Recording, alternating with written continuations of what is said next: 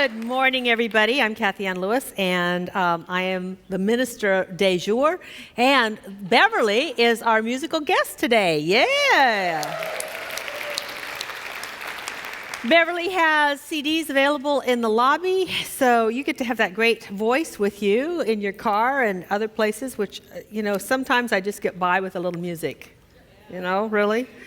So there's two things that I want to say. We have some dignitaries in the house. First of all, we are being visited by Reverend Liz Morante. Where's Reverend Liz Morante? Oh. See that bouncing up and down? That was her. But it's fun to see. I saw her last weekend, and now I get to see her again. I'm so excited, so grateful. And we also have other dignitaries. We have the Spiritual Reflection Group from Aegis Living here. So grateful. So grateful. Brought to you, or organized by Reverend Michael Ingersoll. So thank you very much. Everybody needs an organizer, and if somebody can make something happen, it would be Reverend Michael. So thank you so much. It's so wonderful, wonderful. So this is a good time for me to say, if you are in the congregation right now and you have not signed up to be part of our extended email virtual community, I encourage you to get a card that looks like this, fill it out, return it to me or anyone with a name tag. Now, where do you get these? Well, sometimes they're in the seat backs in front of you, but always they are in the collection basket that'll go by later. So pick one out, fill it out, return it to me or anyone with a name tag. We'd love to support you by letting you know things like, guess what, 520's closed. Also, we should just let you know when it's open. Maybe that would be a thing. Like, guess what? No traffic this week. Oh, and we'll all celebrate and have a party. Anyway. The other thing that I want to say is that for those of you with smartphones, go ahead and sign in. Let people in Facebook know where you are. And, if they ask, what are you about? Well, how about this song? It tells everything. We are about love and laughter and comfort and smiles and kindness and an open heart and passion and taking a chance and service and lending a hand. That's what we're about. And you can sing it to them. And they'll never ask you again. Anyway, go ahead and share where you are because we'd love to have you just, let people know because they might want to show up where you are. Then the last thing that we have is I need to tell you about some traditions. We have a few traditions. First of all, our High Holy Day is Groundhog's Day. And some people wonder why. That's why you have to come again on Groundhog's Day. And then our long-term tradition, which is almost as long as Groundhog's Day, is that we give gifts to anyone having a birthday because we believe every birth is important. So if you're having a birthday, please stand up or raise your hand or get our attention. Here's a birthday. Here's a birthday. Birthday. Look at the birthdays. Woo!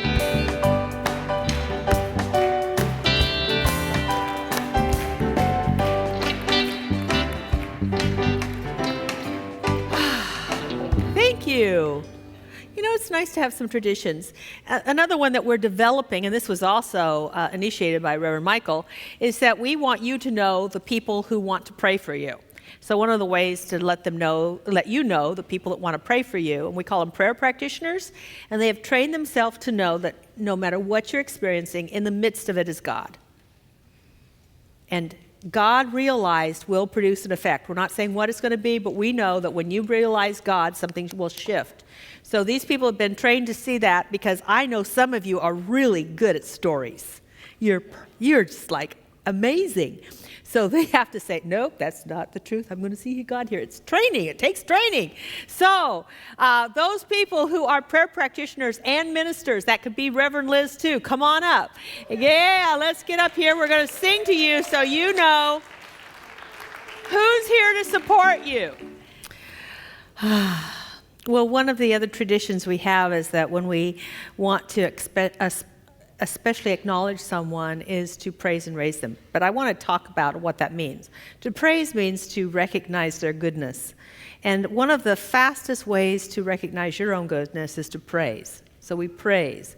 And then we raise. We know that everything that's going to happen will be wonderful. So that's what praising and raising means. We raise them in our esteem and in our consciousness and in our well wishes. So we're going to do this 3 times for Reverend Barbara. And it goes like this. For those of you that want to, you can stand. We would do it this way. Barbara, we praise you and raise you in the name of love. And we praise you and we raise you in the name of love. And we praise you and we raise you in the name of love. Yay.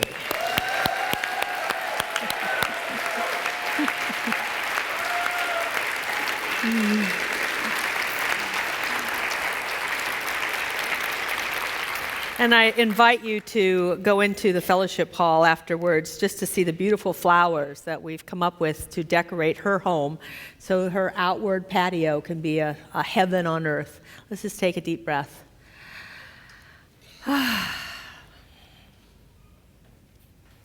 How many of you have an active life even when you're just sitting?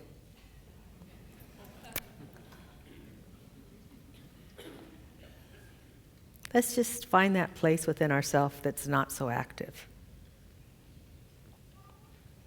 Emerson wrote that the finite can be wrought and be suffering, but the infinite lies in silent repose.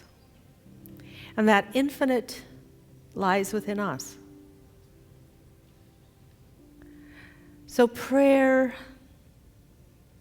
is about seeking that infinite quiet, that infinite serenity, that infinite calm and peace. And we try to support that by music and prayer. Beverly will lead us in the music, and Reverend Deborah will guide us in prayer. And so together, let us breathe in that love. And as we breathe in that love, we know that that love is entering every aspect of our being.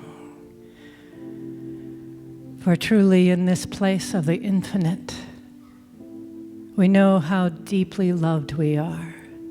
We know how precious we are. We know that we are perfect in this place of absolute love. And then as we breathe out, we breathe that love out into the world. For Spirit has no other vehicle but us to breathe in and out this love. And so we enter into this consciousness of being love. With each breath in, we anchor that love within us. With each breath out, we share that love with the world. We do not need to do or say anything. We are simply of this love, of the consciousness of love. And so we share this loving expression in community together, in spiritual community this morning, where we are embraced by that love and we embrace each other in this love. And it is good. And so in this place of the infant, we let go and let God and let life simply unfold before us, trusting and knowing it is good. And so please join me in knowing this by saying, and so it is. Oh, so hello, CSL family. It's good to see you. I was gone last week. Had a wonderful time in Santa Rosa. I was a speaker for the ministerial school graduation, and then I stayed over to speak for Reverend Edward, who will be here this month, July-ish. And I also want to say hello to all of our cyber family. Hello, cyber family. Kind of wave this way. Wave to our cyber family. That's hello, cyber family. I found out that somebody's watching from New Orleans. We've got New Yorkers, people in Alaska. We haven't left the country yet, but that could happen anytime. Anytime. So it's great to have everybody here. And I'm really grateful that all of our audience, you and our cyber family, gets to listen to this woman. Because one of the things that I love the most is learning from our own congregants. I want to introduce to you Lynn Zeller.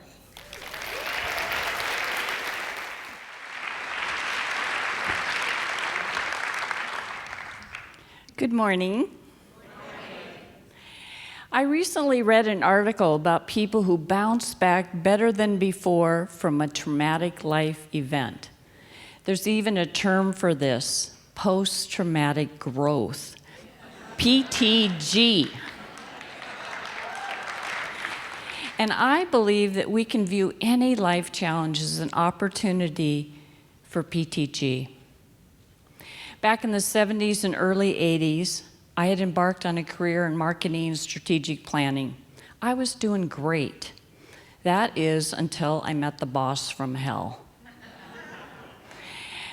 I had a rough year until I left the company, but I carried that anger and resentment for several years before I realized that he was a gift in my life. He had propelled me on a path that I wouldn't have undertaken on my own, a path that included becoming a mother and beginning to explore my spirituality. I'm grateful for him today. Fast forward to 2002, when I was told I had mantle cell lymphoma. It was incurable and resistant to treatment. This time, it was only a couple of months before I told my practitioner class that I was grateful for this, that my life was expanding in ways I couldn't have imagined before that diagnosis. So what changed in my reaction to those two PTG events? First, I lean into what I most want to resist. I surrender into the experience and let it guide and lift me in a transformative process of growth. It's easy for me to beat myself up about what I should have done differently.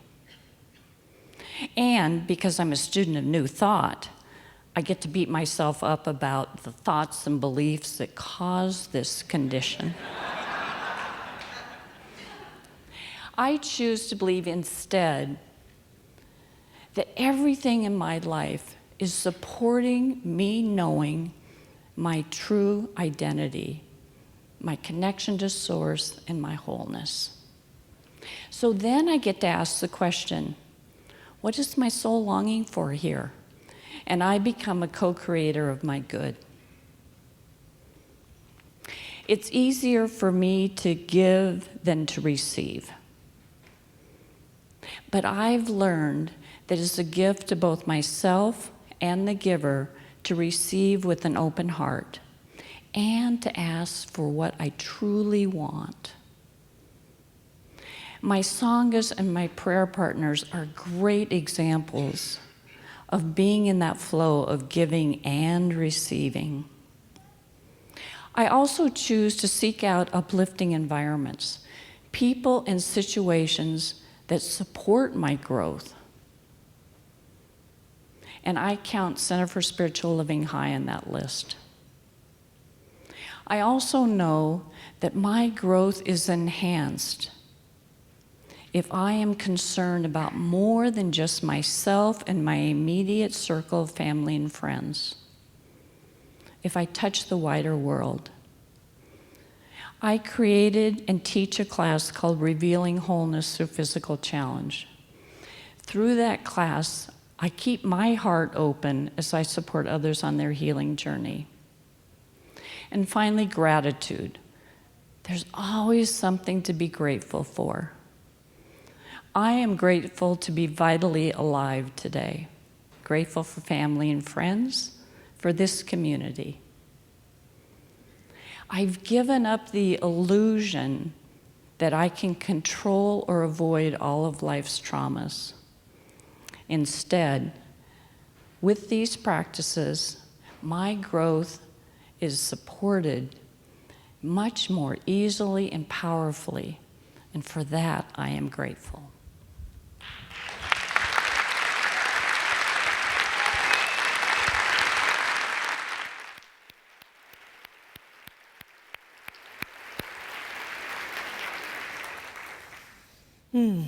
Let's just take that in for a second. That was great.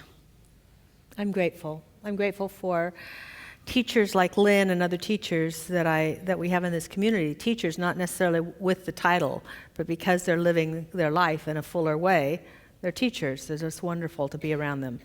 I'm also grateful for the graphics today. Isn't that great? All sunny, and thank you. It's so appropriate for today. Today's a very auspicious day, and it's auspicious for four reasons.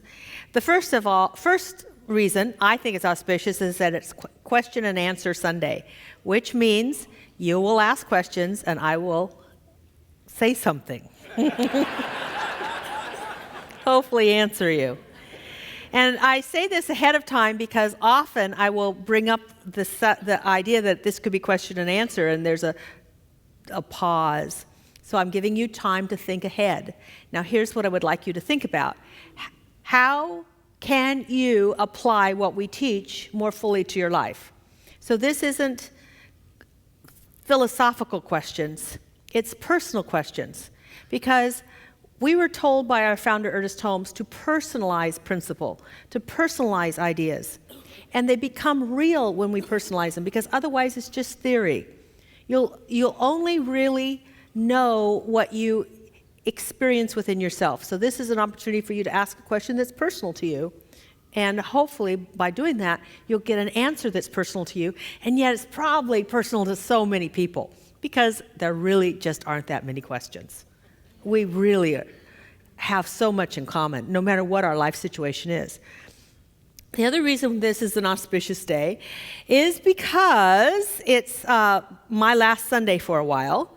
I will be taking some summertime off. I tried it last summer and I liked it so much, I'm doing it as much as I can this year and still get away with it. This is important because this is a time we all need to receive, and I need to receive time with Spirit. I need to receive time with my family, because even when I'm gone, most of the time I'm gone on a church trip. So I need time to rest beyond this place. And I have fabulous people that will be coming here to speak. Chris Michaels has a fabulous New Thought church in Kansas City, and if he can do it in Kansas City, you really ought to hear him. Kansas City. Oh, let's do that song. Okay. Yeah. Da, da, da. Yeah. He'll be here next week. We have other people, Reverend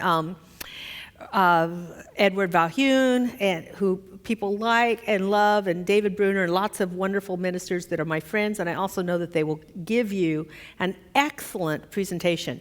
Now, we all say the same thing, but we say it in such different ways that sometimes the different way is what gets in. So I really hope that you will show up. In fact, actually, we're going to take attendance.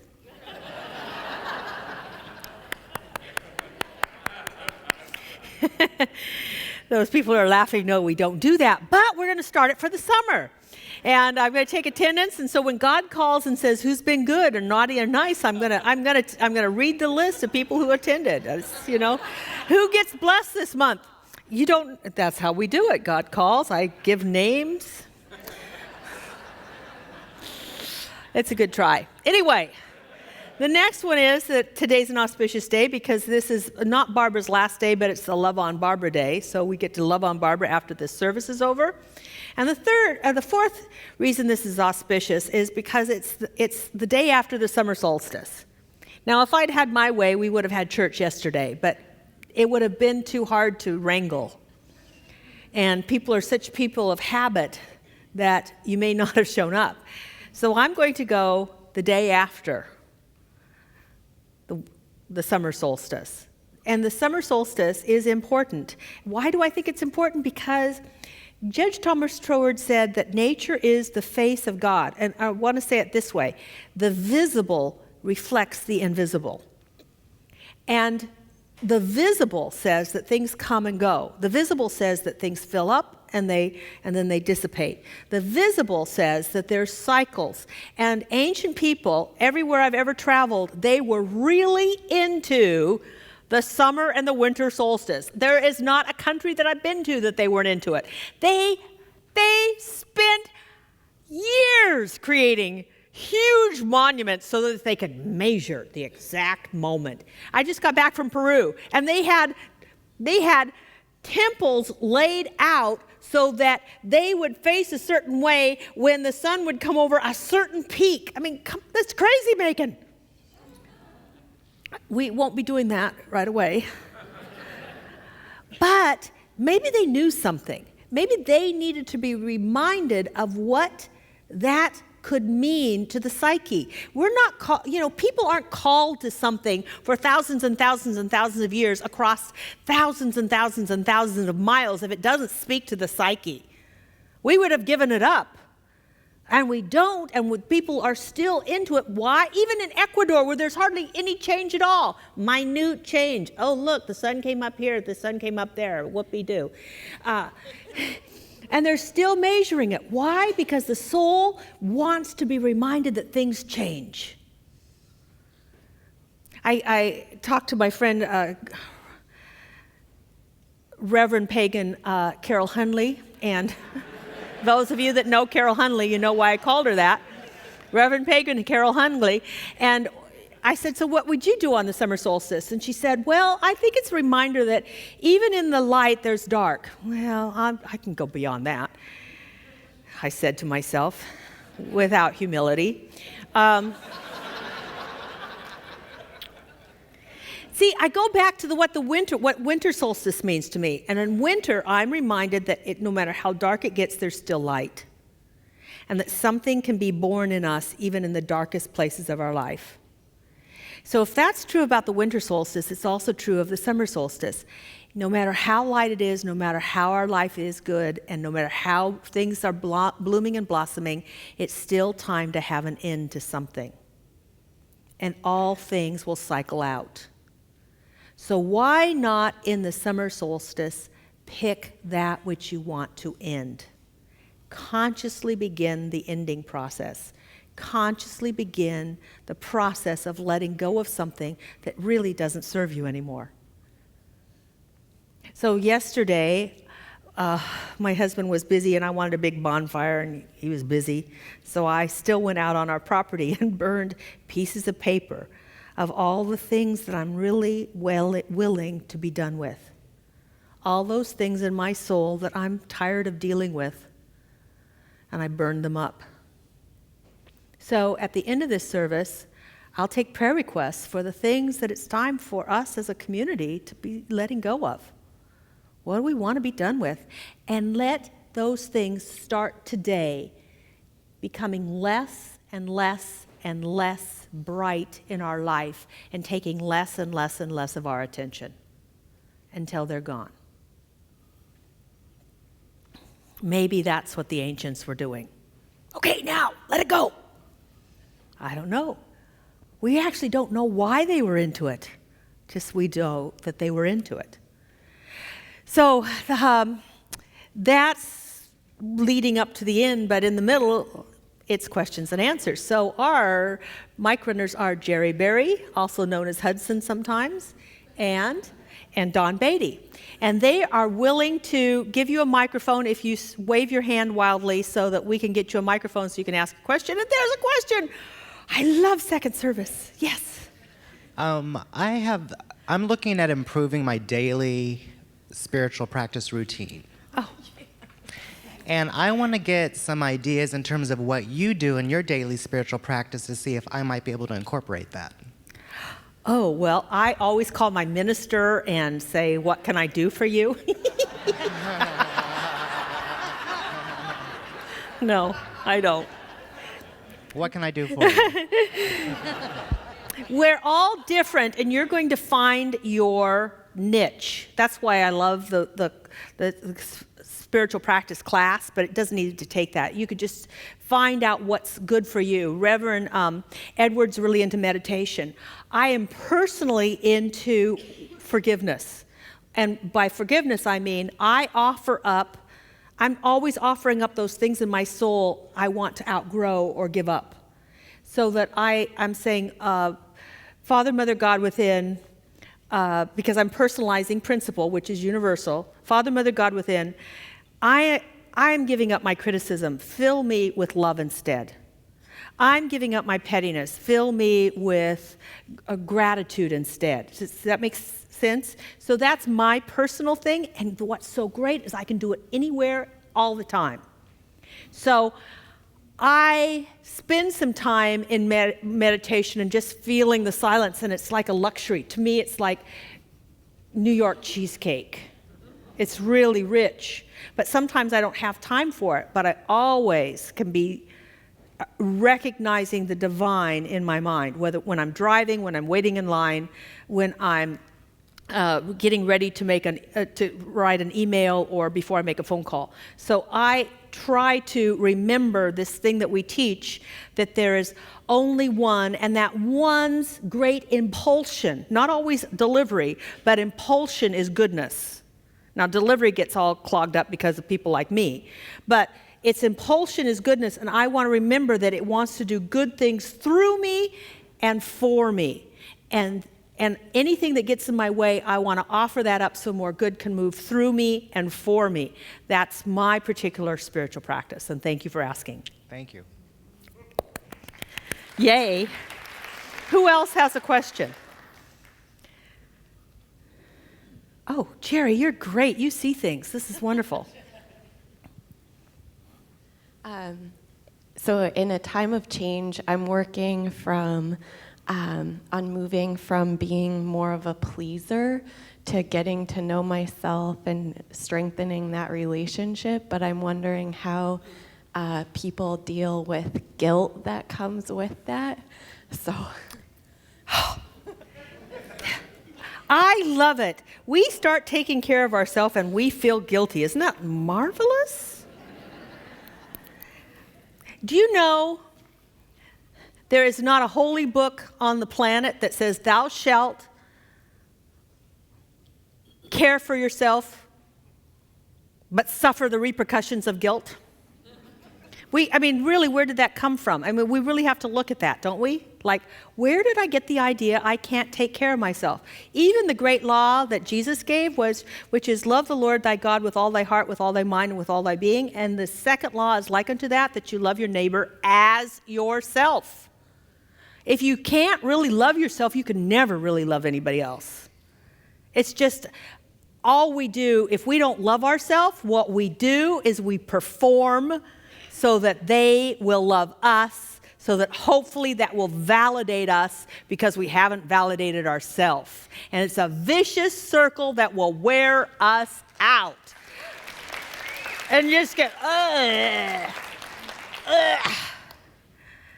So then no relationship can ever work that way because it's a sham. It is Shakespeare saying that we're all, all the world's a stage with characters marching back and forth, and we're one of them, trying to get others to like us. And yet when we like ourselves, they'll like us, or not. There's more where they came from. Next, let's all practice this together. Next. So, how about we add the first thing that we're going to release in our prayer? First of all, we're going to release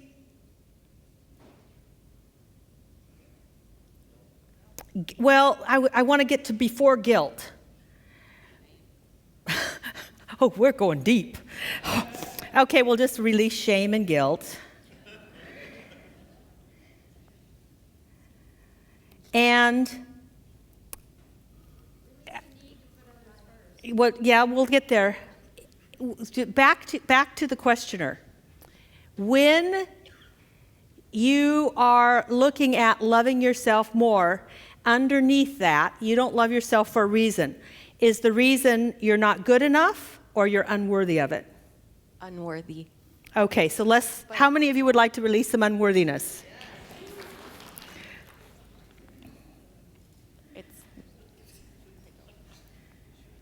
Isn't it wonderful that somebody else brought it up? So shame, guilt, and unworthiness, they're like cousins. They just move in and start setting up house. So thank you for bringing that up. I'm really grateful. Does that help a little bit? And here's the deal. When you ask me how to do this, I don't know how to do this. But that's why I'm always doing forgiveness. But I do know that if I offer up, Spirit, take from me my ideas of unworthiness with the accompanying guilt and shame, I know that Spirit knows how to start to dissolve that and then fill me up with itself, which is love. Does that help? So we're going to do some prayer, and then you're going to watch those things diminish, because this is the auspicious time to let those things go back into the dark, which is the mystery and the nothingness, okay? Yes! Okay. All right, who has a question? Oh, look at that.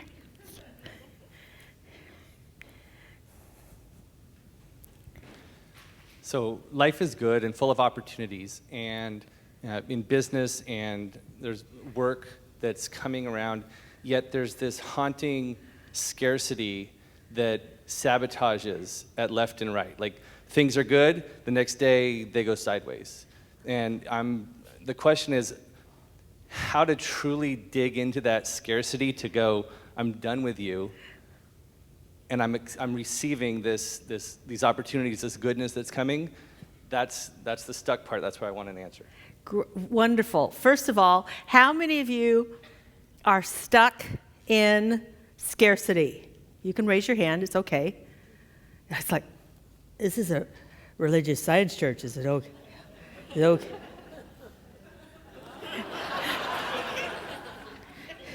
How many of you have ever been stuck in scarcity? Sometimes it's money, sometimes it's opportunity. For me, for years it was time. This belief that there's only so much. And you nailed it. Guess what? You can let it go. And I don't know how you can let it go, but I know that you can let it go. Do you have a prayer partner? Do you have a Sangha? Well, there's plenty of people that want to be your prayer partner. Stand up. This man is a fabulous man. I know him on Facebook. I haven't, so obviously he's good. He's got the Facebook seal of approval. He's into science, into spirituality, and he really wants to make the most of himself. If you do not have a prayer partner and you would like one, would you please see this man after the service? Now, and the reason I say that is because I'm going to do a prayer, but what happens is that we will act, this is actually a neuro-linguistic programming incident. What happens is we can let something go, but it's been such a habit in our life that we look for it again, even when it's gone. And if we look for it, eventually we'll find it. So it's good to have someone that's got your back, that prays with you and says, oh no, remember we let that go, and you pray again. And oh no, we let that go when you pray again. So we'll pray for the release of scarcity. And then you find people who weekly pray with you for you to now look for opportunities of abundance. Does that make sense? Again. Yes. Do it again. Oh, God bless you. Yes. Oh, I thought you were saying again. Oh, right. Okay. So if we let go of something and we have someone praying for us, then we start to look for the opposite. And the prayer partner reminds us to look there. And the prayer partner sees it for us. so that we don't do anything alone. There has never been a spiritual master on the planet that did not have a posse. And yet here we are as rugged individualists, thinking that we can do a better job than Jesus and Muhammad and Buddha. Who are they? Nothing. I'm me. Anyway, so you're going to have a posse, right? And if a bunch of people want to pray with you, then all of a sudden you have a Sangha. Great, good, thank you. Any more questions?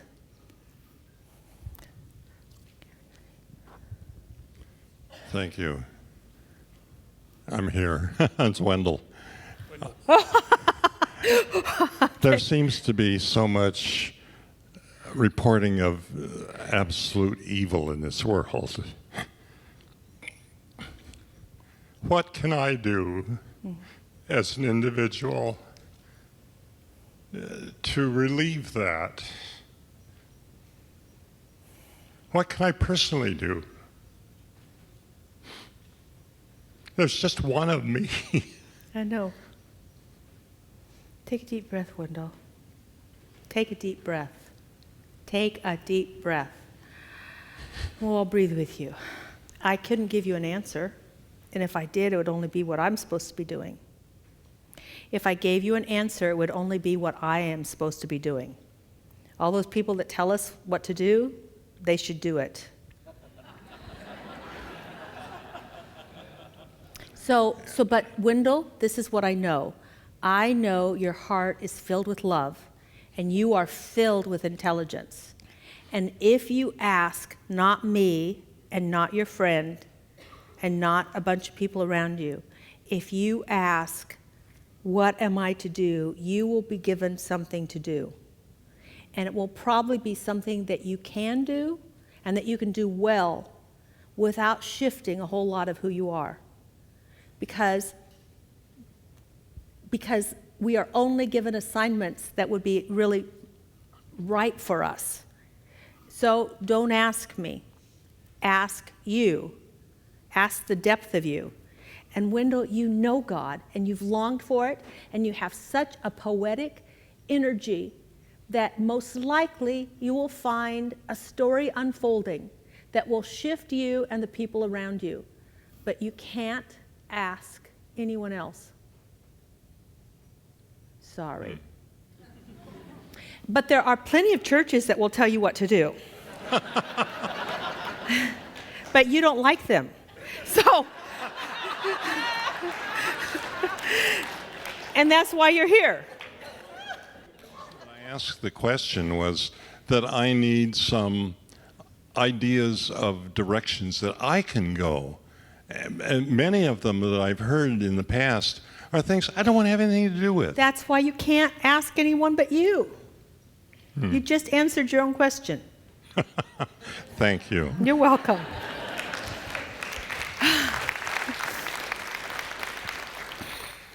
You know, I want to say just one thing. It is, I think that we are such compassionate, loving people, and we are evolving in our love. And what love means is our sense of unity and caring and basically caring. When you love someone, you care about them. When you love someone, you want the best for them. And as we grow spiritually, our love grows and we care about more people. We want the best for more people. It's going to be difficult to read the paper and not have your heart break or hurt or whatever. So that's when we say, what's mine to do? It might be to pray. It might be, you are a great storyteller. Maybe it's to write a story that will shift people's ideas. I don't know what it will be, but it will be individual to the person so that it feels good to the person doing it. Otherwise, we have cookie cutter consciousness. And if this happens, then you do this. But we don't, how many of you have not fit into those things very well? You know, it's not fun. So we ask, when we care, we ask, but we ask our higher self. And I know, I've known you for so long, I know your higher self is alive and kicking. So it'll direct you someplace. And good. All right, we're going to go into prayer because it's starting to wind down. Thank you for the questions. Let's just give an acknowledgement to everybody that was so brave.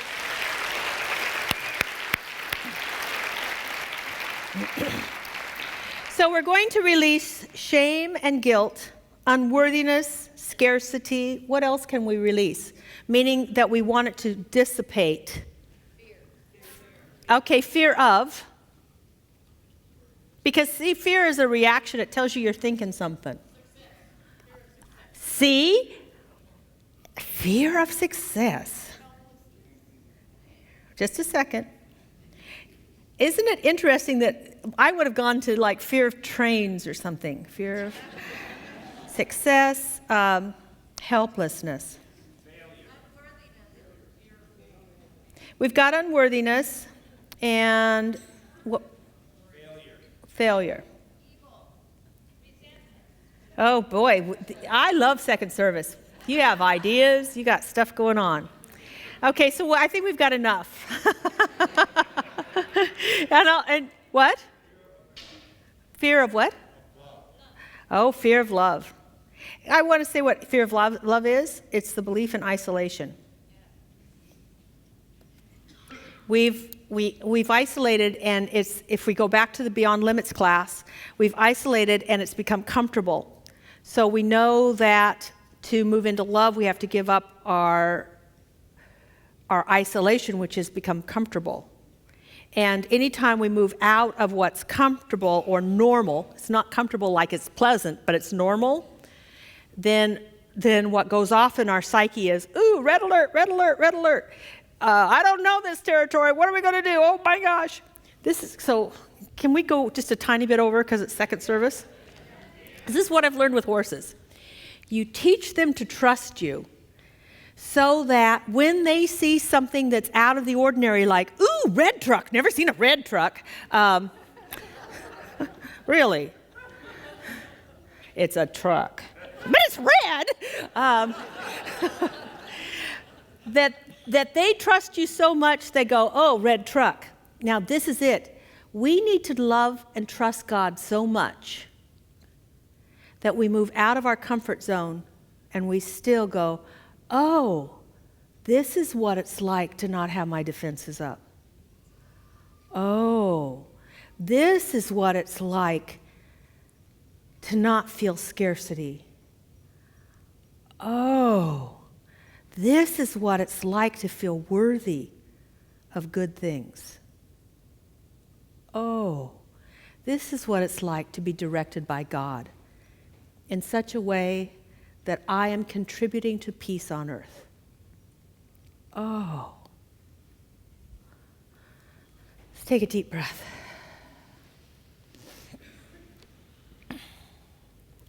And I give thanks for the breath. I give thanks that the breath connects us. I give thanks that the breath connects us all. We are all breathing and have breathed. And what is breathing us is life itself. And this is true inspiration. This is the in-breath and the out-breath of the divine moving in and out of its creation, always in flow and always in flux. And so I celebrate, love, bless, and hold high this auspicious day, this second to the longest day of the year. And I know that all of the days will get shorter, and easily and effortlessly winter will come. And so I give thanks that in this light-filled day, we name individually and collectively that which it is that we are outgrowing and must release into the great mystery. And it's a mystery how it will dissolve. It's a mystery how it will go away. It's a mystery. And yet, I trust that mystery. I trust that there is something that knows me greater and more intimately than I know myself. And as I know that for myself, I know that for every person here, that there's something that knows us. And it knows that now's the time for us to move beyond those limitations that we have formed, that we have inherited, that we have acquired and begun to believe in. And so I speak the word that these things must come to an end, and that gradually, easily, and effortlessly they are disappearing from the consciousness of anyone who says, that's for me. So we are releasing, letting go, and being filled up by God from any sense of shame and guilt, all sense of unworthiness, which is a lie from the beginning, because we're worthy because we're here, and God don't make no junk, and we're here, so therefore we are worthy to be here. We must not earn anything. We must not somehow acquire a great degree. We are here by the divine right of the living Spirit Almighty who loved us so much. We're here. So all ideas of unworthiness are leaving us. All ideas of scarcity are being shown for what they truly are. It's a myth. I give thanks that we're releasing our fear of success and helplessness. I give thanks that we're releasing all of this because we've never, ever been helpless, because we're always filled with help, because God's always with us. I give thanks that we need not be afraid of success, for we are born to succeed. We were not born to fail. There is not a holy book on earth that says, blessed are the failures. Instead, it says, blessed are those who seek first the kingdom of God and all of his righteousness, so that all else can be given. I give thanks that we're releasing our idea in isolation as somehow being safe. I give thanks that we are safe, we are secure, and we're willing to open up to others loving us deeply and powerfully and passionately. I give thanks that we're open to having lots of friends and lots of support. I give thanks that this is truly a great day, and that we are also releasing forever and ever and ever the idea that God is not with us. I give thanks that there has been an idea that somehow we must earn our keep. Somehow we must gain God's favor. Somehow we can be told the right thing to do, and all of that is being released. And easily and effortlessly it dissipates in the consciousness of this congregation and the individuals in it. And not because we try, but because we accept in this moment the grace of God. And so it is. Let's just take a deep breath. Breathing together.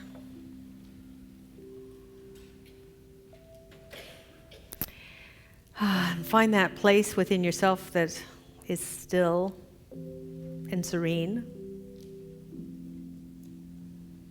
And I ask that you bless your gift from that place. So that the gift itself helps the material aspect of this particular community. It helps us keep the lights on and the mortgage paid and staff employed. But the blessing is what fills this place. The blessing, the appreciation, your love on that gift fills the consciousness of this place. And that's what we really draw from. And so I say thank you, God, for all of it. I thank you for each gift and the consciousness of everyone who has come before us and filled this space with love. And so it is.